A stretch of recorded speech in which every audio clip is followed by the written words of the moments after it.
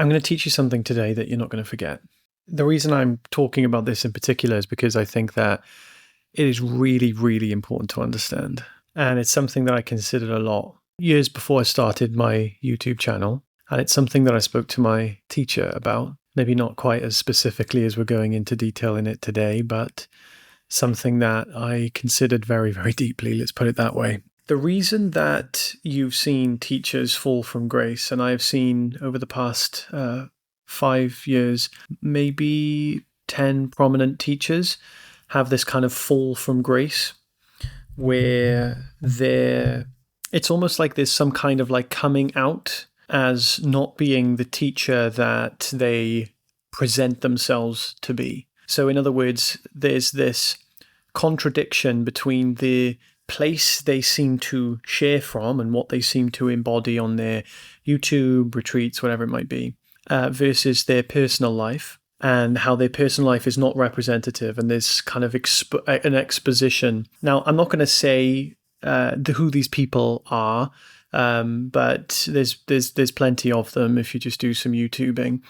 And I want to help you understand. So, because this is something that I've seen people in my community kind of move into. It's a very easy mistake to make. Let me show you the system and how this works. Just let me show you this. Just bear with me because this is going to be very interesting for you. If you haven't seen the video yet on the octave system, I highly recommend watching that. But I'm going to go through it briefly right now so you understand. So we've got a system of octaves. We have the first octave, which is an infant. The infant is pure experience, pure XP. The second octave is the development of language. Kid. That's the birthing of a kid, right? Now, we use on the human level words like kid, infant. They are actually like second person points of view. It's what we call what is really an evolution of experience from a second person point of view. So like when you look at your infant, you call them like a baby or an infant, right? But that's just the name we give. That infant is actually just a pure mind developing experience. So the third octave is symbolic of teen, but it's also where creativity, so from the outward perspective, we call it a teenager, but it's actually the birth of creativity, but also self-consciousness. So like, being, basically hitting puberty, right? And we never leave these octaves, by the way. There's just a primary developmental stage where that octave is more prominent. So you never leave the pure experience, right? You never leave the second octave of development of language. I mean, you do develop language, but that does keep continuing. But the point of the second octave is actually play. It's where we actually develop the capacity to play and understand playing for the sake of play. Third is the creative self-consciousness. There's like positives and negatives to each octave. The teen octave, which is the third octave, is where creativity starts and building starts for the sake of building, for the sake of play. And most prominently, it's also the birth of the intellect. The intellect starts refining itself. Reason starts to take place. I won't do this because of that. Tomorrow I'll go out with my friends. We start building storylines at this level. And then the fourth octave is where we we crystallize separation. That means the separate self. That means duality. So duality is crystallized in the fourth octave. And we believe duality is real because we haven't yet seen the further octaves yet. So we haven't developed that far. So we believe in this instance that duality is real because of the beliefs that were created in the third, that got crystallized in the fourth. Now our worldview is shaped, but it is separate. So we think we're a separate self. We think the world is separate. I have these beliefs, these opinions. This is who I am. The creation and birth of the separate self. It's also the creation and birth of duality. That's a necessary step, right? Duality, you don't remove duality. The ignorant aspects of each octave will be removed. They will dissolve. Or you could say they will evolve in the later stages. But as it stands, when you haven't yet gone from the fourth to the fifth, for example, you will believe duality is fundamentally real. If you haven't gone from the third to the fourth, for example, you will not know how to live in the world. You will need to be supported by people on the fourth octave. People in the fourth octave are like parents, school teachers, comprehensive school teachers, doctors, people like this, right? They are people in the fourth octave that support people in the third. Every octave is supported, at least it should be, supported by being, if you want to put it that way, in the next octave. Now we have the fifth octave. Now this is a sticky octave. You can think of the fifth octave like the spiritual version of the fourth octave. Now I'm going to jump ahead a little bit because I'm going to go 6 and 7. Seventh octave is the nature of reality. So this is your understanding. Now the traditional enlightenment is actually here. And you get to this stage by being in the fourth octave, having a realization of the seventh, which then takes you to the fifth. That's where the fifth comes from. It comes from being in the fourth worldview while having a taste of the seventh, a glimpse of the seventh. Now, in each octave, there are 7 stages. And within every octave, on those stages, there are levels of development of that stage. So symbolic of the final part of the fourth octave is the desire for enlightenment. And the birthing of the fifth octave is our glimpse, is our enlightening experience, our Satori experience. So in the fourth octave, the primary mode of experience is I'm going to find objects to remove my suffering. The primary objective in the fifth octave, this isn't the objective, this is just what will happen in the fifth octave, is we will seek spiritual knowledge and spiritual objects to remove suffering. Now, those objects go through a process of refinement. At the beginning, it's things like practices. Then it goes to states of mind, spiritual teachers. And then at the final stages, it's just the desire to remove suffering itself. So we realize, none of these objects can remove my suffering. Let me just try and remove the suffering itself. And it's the purest form of suffering is the desire to remove suffering. In the development stages of the fifth octave, there is heavy insight in the fifth octave. So at the beginning of the fifth octave is your first glimpse. And then towards the middle of the fifth octave, you will have massive amounts of insight. Now, just because you've gone from the fourth to the fifth, it doesn't mean that you've mastered the fourth octave. We can glimpse and taste other octaves, but it doesn't mean we've completed the one before it. Just because you've gone to the fourth octave doesn't mean you're a creative third octave master, right?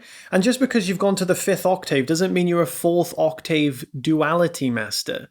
What do I mean by master duality? I mean in the sense of like you've mastered your income, you've got your affairs in order, your relationships are on point. This all exists in the fourth octave. So like I'm speaking to you in the fourth octave right now, just to even talk about this whole map. When you go to work, you're in the fourth octave.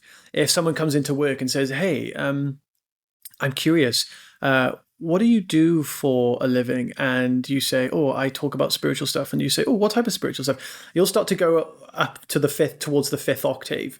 And then you might say something on the seventh octave.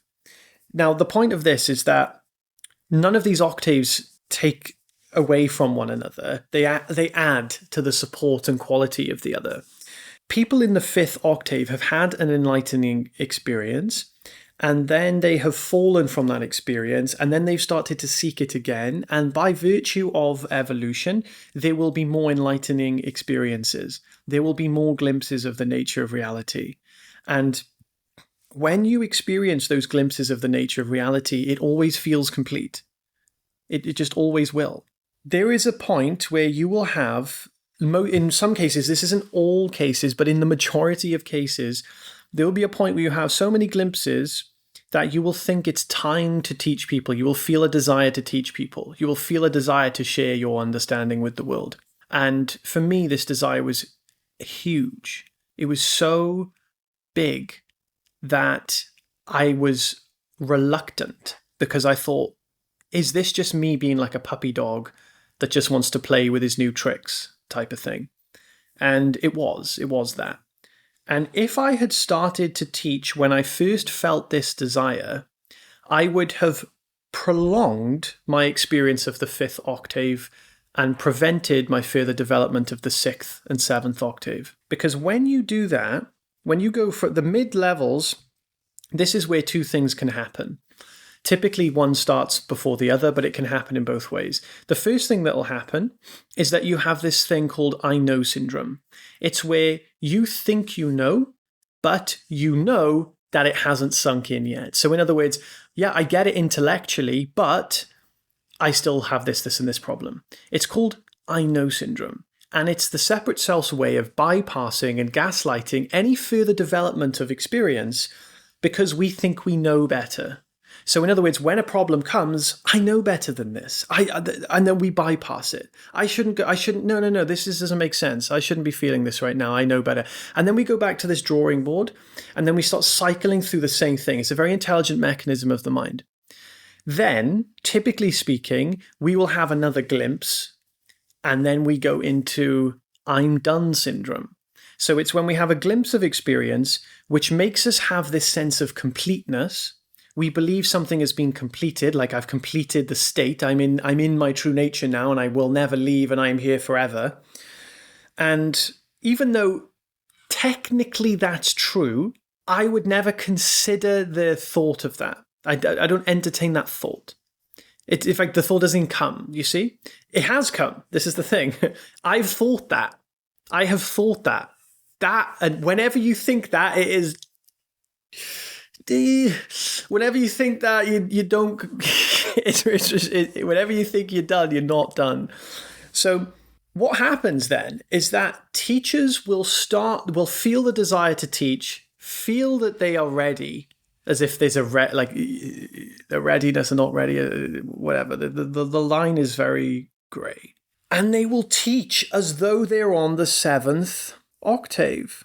The teachers that fall from grace are the ones that haven't completed the 5th octave.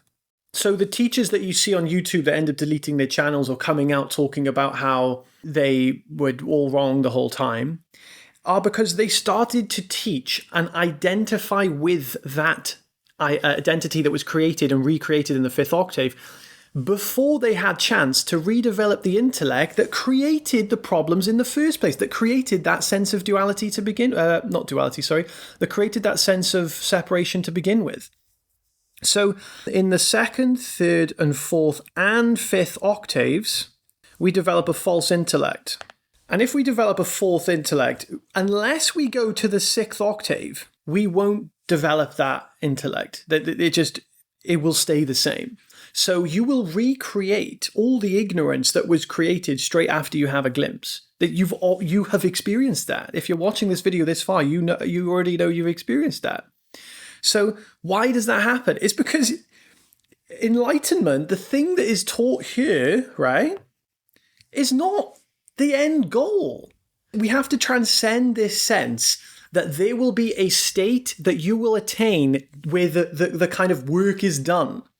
Now, it's paradoxical what I'm saying, because in a sense, there is a point where the work is done, but it's almost like it's done in the old way. The old way of doing is done. That happens. But there's a different level to what we do.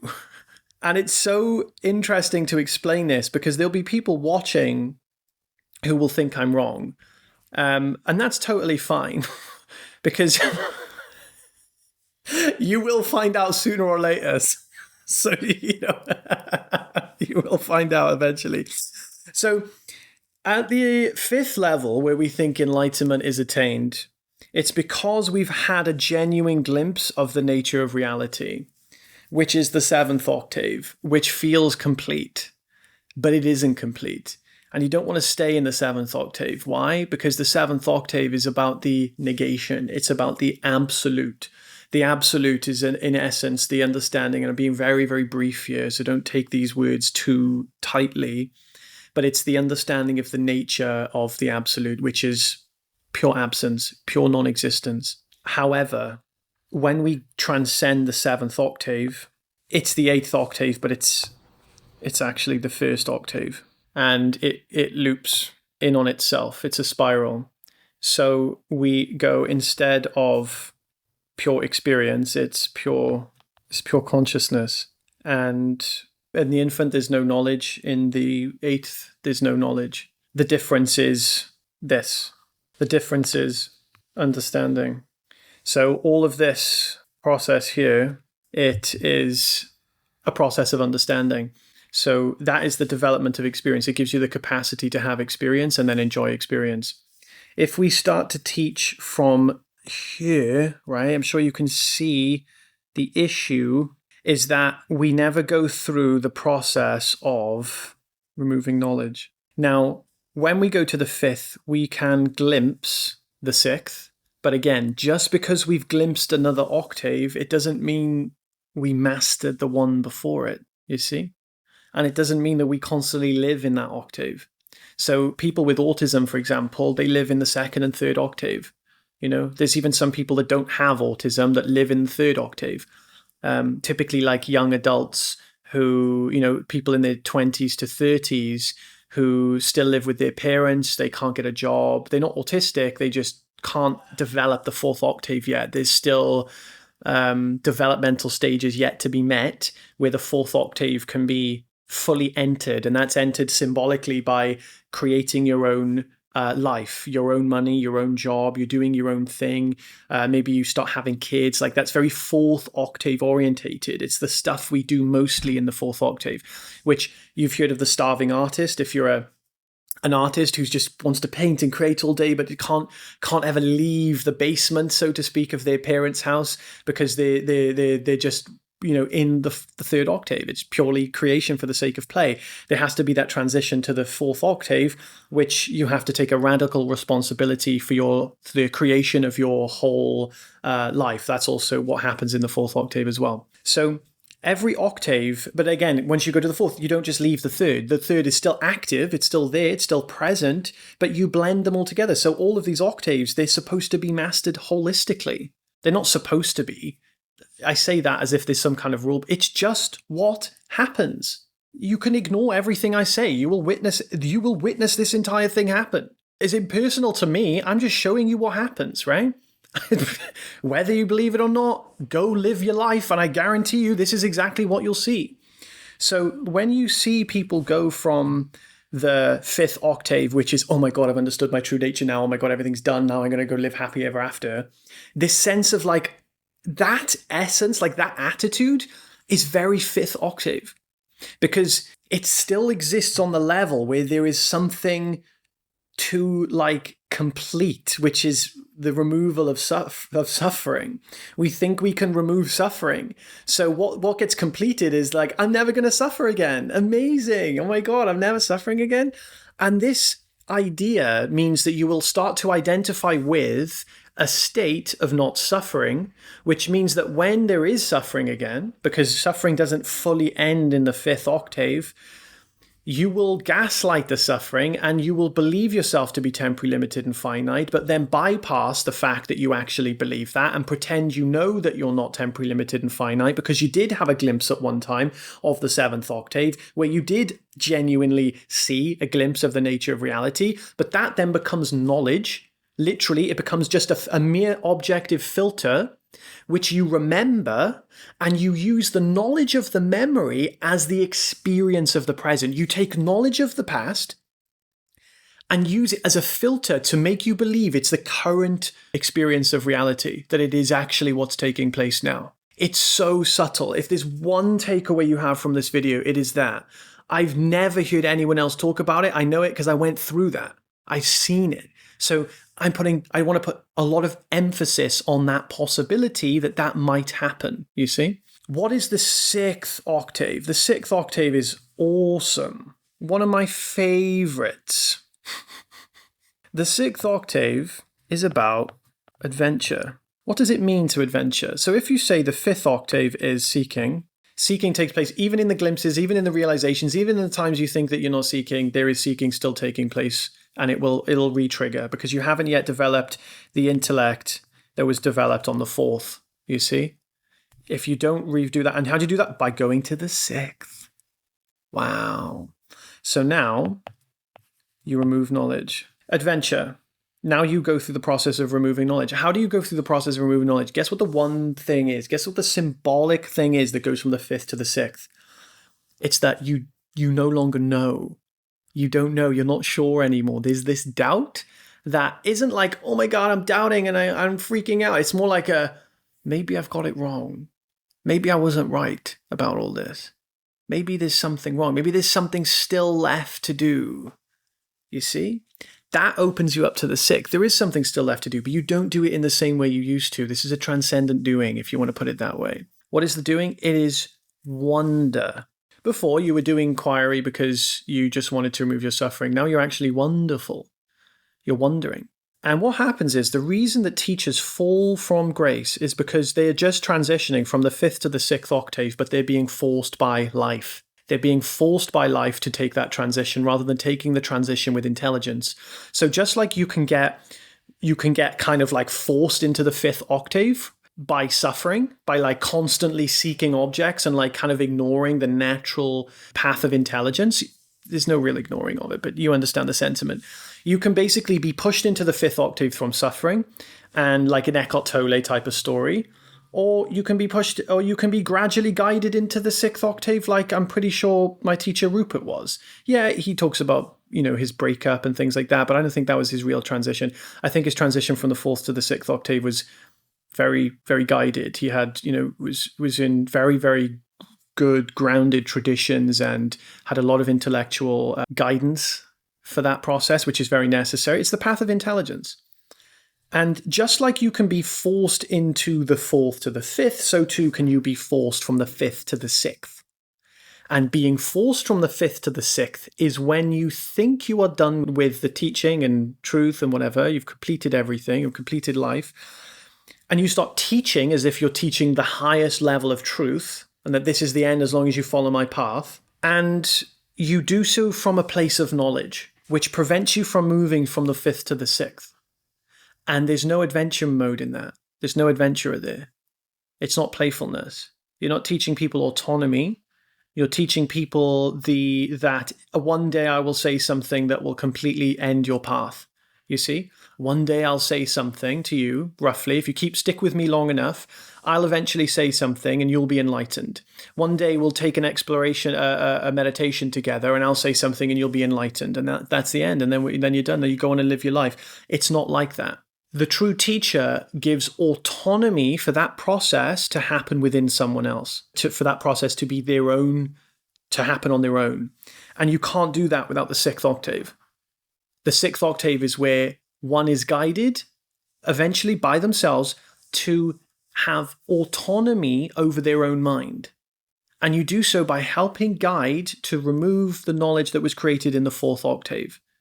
So the goal is not to remove duality. The goal is to understand duality is not the nature of reality.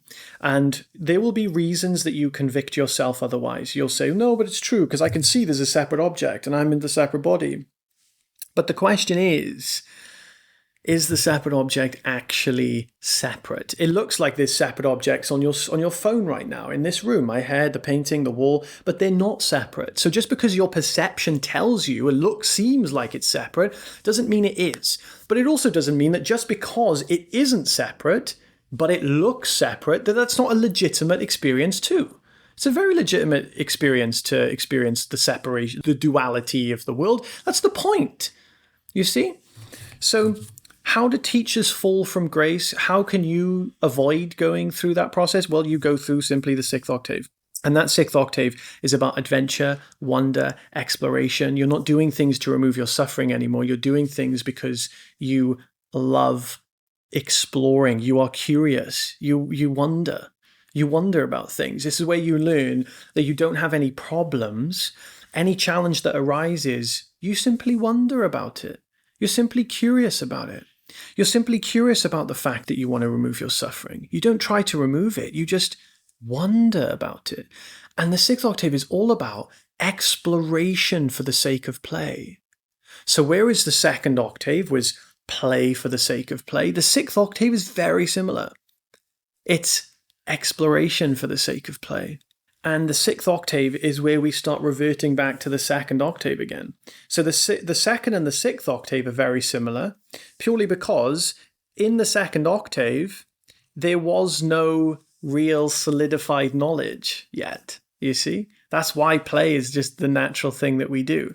But it gets developed as we go to the third. So likewise, reverting back, it's kind of like this, look. It's like, so like if you imagine 1 there, 7 here. So that would be second, would be like here, third, fourth, fifth, 6, 7. The third is very similar to the fifth, the second very similar to the sixth, because the second and the sixth are like the same place. In the second, you're removing knowledge, and you're gaining knowledge, but you haven't got it yet. And in the sixth, you've got knowledge, but you're removing it, you see? And then that takes you to the seventh. That's how you understand the nature of reality, because you've had the capacity to develop experience, which is here. Then you kind of develop this dodgy experience in the fifth, because you've had a glimpse of the seventh with the worldview of the fourth. That's what creates the fifth. So the sixth is simply the process of saying, I have no clue. Sorry. I'm from a rough area, guys. You need to understand that. So the sixth is basically saying, I have no idea. I do not know what is going on. I thought I did, but clearly I don't. And then that leaves us open and receptive then to the truth of the seventh. And then once we understand the truth of the seventh, guess what happens?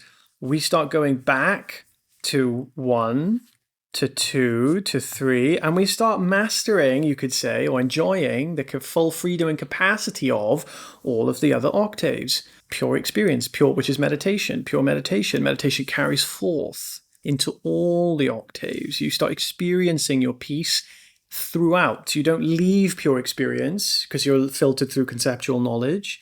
Conceptual knowledge is no longer there hindering the experience of your true nature. So octave 1 bleeds through all of them. Octave 2 is play. You'll start having fun again. You'll start taking up games like tennis, sports, paddle maybe, which I've started playing. The third, you create. You start creating for the sake of creation. In other words, once you go from the first to the seventh octave and you come right back around to the first again, everything you do, all of this from 1 to 7 was to find happiness. Now you go all the way back and now you go through it all again and you give happiness. It's that simple. You find happiness and you share it. The issue comes in when you think that happens when you get here. You see, when you go first to the fifth, that's where it gets sticky, because then you don't develop through the sixth to the seventh. So even though you've had genuine insight of the seventh, you could talk about it, you can shout about it, you can do whatever, it doesn't mean you've fully embodied it. That's why teachers fall from grace. And this is how you can understand this map. Whether, like I said, you believe it or not, you're going to go through it anyway. Time will reveal itself. If you'd like a more comprehensive understanding of this process, I take people through this in my academy. But before you click that, check out this video, which will explain everything in a bit more detail so you can understand it. Thank you all for watching. I have a free community where I do meditations every week, which you can join, and you can ask any questions that you'd like. And the link for that is in the description. If you haven't subscribed yet, why not subscribe? Helps the channel. Thank you so much, guys. Take care.